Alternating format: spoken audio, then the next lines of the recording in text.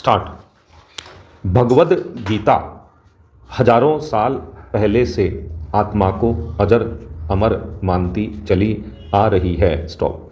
महाभारत युद्ध के दौरान श्री कृष्ण ने अर्जुन को दिए उपदेश में आत्मा को कभी नष्ट न होने वाला बीज तत्व माना है। स्टॉप।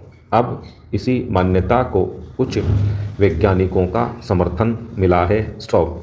भौतिकी और गणित के दो वैज्ञानिकों ने लंबे शोध के बाद चेतना के बारे में निष्कर्ष निकाला है। स्टॉप। भारतीय दर्शन के संदर्भ में इस शोध को समझें। स्टॉप। आत्मा मरती नहीं है, मात्र शरीर मरता है। स्टॉप। मृत्यु के बाद आत्मा ब्रह्मांड में विचरण करने लगती है। स्टॉप।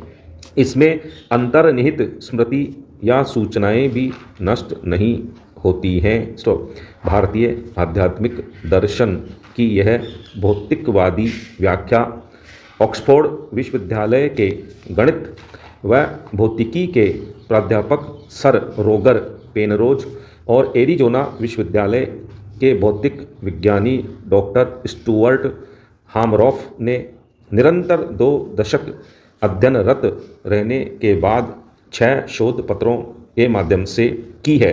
स्टॉप। इसी आधार पर अमेरिका के विज्ञान चैनल ने एक डॉक्यूमेंट्री भी बनाई है। स्टॉपेरा। शोधकर्ताओं का कहना है कि मानव मस्तिष्क एक जैविक कंप्यूटर की भांति है।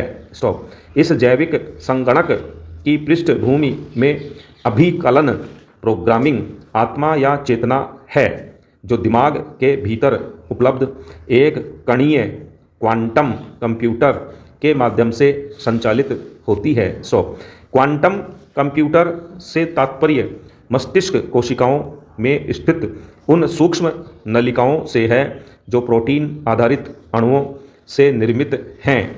बड़ी संख्या में ऊर्जा के सूक्ष्म स्रोत अणु मिलकर एक क्वांटम क्षेत्र तैयार करते हैं, जिसका वास्तविक रूप चेतना या आत्मा है।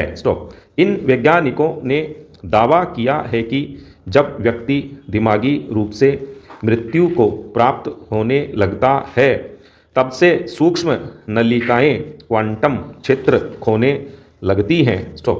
परिणामतः सूक्ष्म ऊर्जा कण मस्तिष्क की नलिकाओं से निकलकर ब्रह्मांड में चले जाते हैं।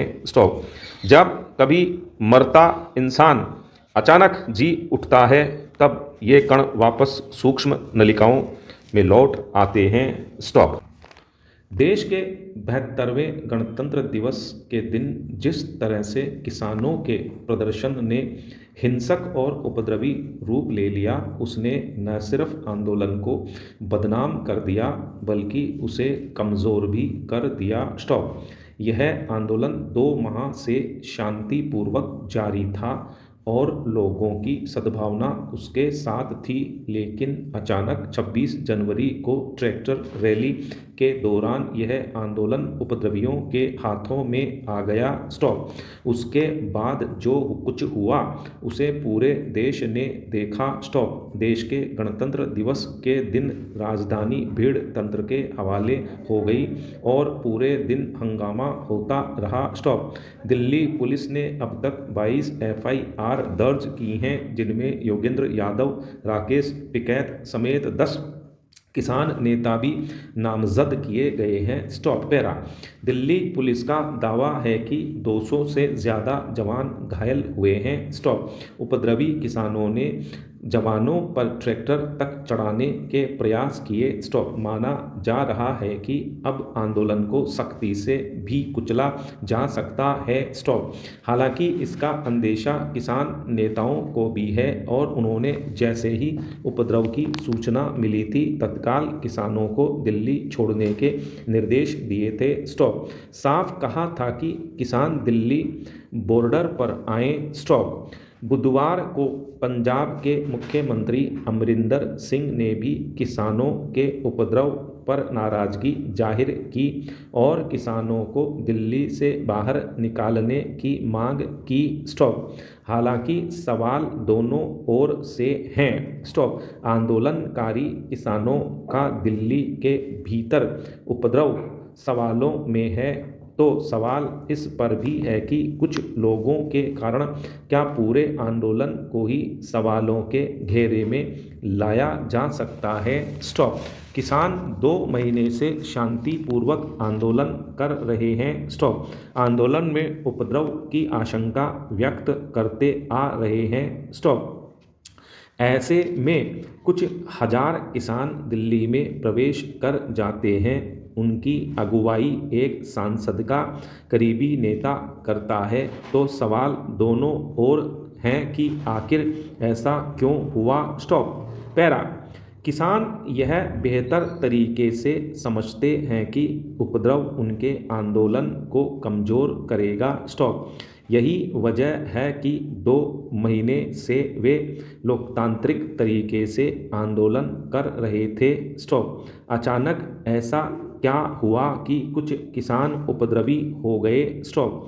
यह वह सवाल है जिसका जवाब सरकार और किसान नेताओं को खोजना होगा स्टॉप। लोकतंत्र में विरोध करने का हक सभी को है, लेकिन हिंसा के रास्ते पर जाने की इजाज़त किसी को नहीं दी जा सकती है स्टॉप। ऐसे में ज़रूरी है कि जिन लोगों ने हिंसा की उनको तलाश कर कार्रवाई हो, लेकिन इसकी आड़ में किसान आंदोलन को जबरन दबाने के प्रयास नहीं होने चाहिए स्टॉप। ताकत के बल पर किसी जन आंदोलन को दबाने के प्रयास नई समस्या पैदा कर सकते हैं स्टॉप।